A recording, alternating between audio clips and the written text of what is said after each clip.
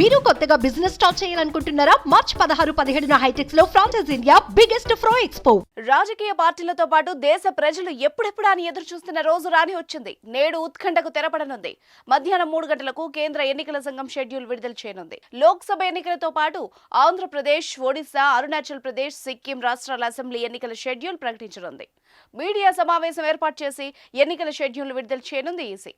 ఎన్నికల తేదీలు, ఓట్ల లెక్కింపు, ఏ రాష్ట్రాల్లో ఎప్పుడు ఎన్నికలు, ఎన్ని విడతల్లో పోలింగ్ చేయాలి, నామినేషన్ల ప్రక్రియ ఎప్పుడు ఉంటుంది, మొత్తం ఓటర్లు ఎంతమంది, పోలింగ్ ఏర్పాట్లు, సిబ్బంది వివరాలని అధికారులు వెల్లడిస్తారు.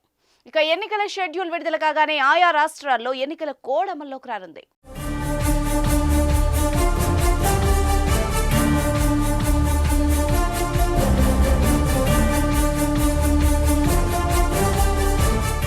ఆంధ్రప్రదేశ్లో 175, ఒరిస్సాలో 147, అరుణాచల్ ప్రదేశ్లో 60, సిక్కింలో 32 అసెంబ్లీ స్థానాలకు ఎన్నికలు జరగబోతున్నాయి. అలాగే ఇటీవల మరణించిన లేదా ఇతర కారణాలతో దేశవ్యాప్తంగా ఖాళీ అయిన అసెంబ్లీ స్థానాల్లోని సీట్లకు ఉప ఎన్నికలు ప్రకటించే అవకాశం ఉన్నట్టు తెలిసింది. ఇందులో భాగంగా ఎమ్మెల్యే నందిత లాస్య మరణంతో ఖాళీ అయిన తెలంగాణలోని కంటోన్మెంట్ సీటు కూడా షెడ్యూల్ ప్రకటించే అవకాశం ఉంది. కాగా ఎన్నికల నిర్వహణ కోసం ఎన్నికల అధికారులు ఇప్పటికే దేశంలోని వివిధ రాష్ట్రాల్లో పర్యటించి కసరత్తును పూర్తి చేశారు.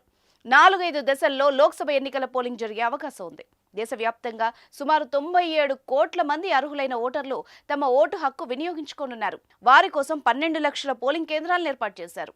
ఆంధ్ర, అరుణాచల్, సిక్కిం అసెంబ్లీలకు ఒకే దశలో ఎన్నికలు జరుగుతాయని సమాచారం.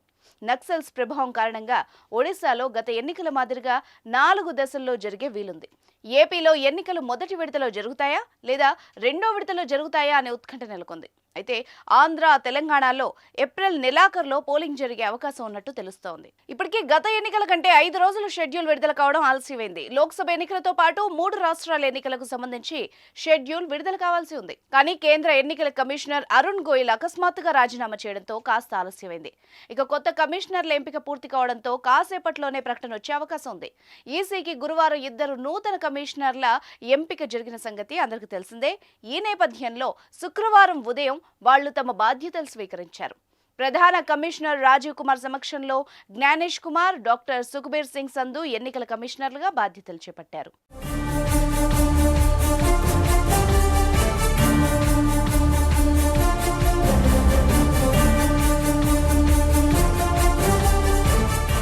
సుమన్ టీవీలో మీ పర్సనల్ అండ్ బిజినెస్ ప్రమోషన్స్ కోసం కింది నెంబర్కి కాంటాక్ట్ చేయండి.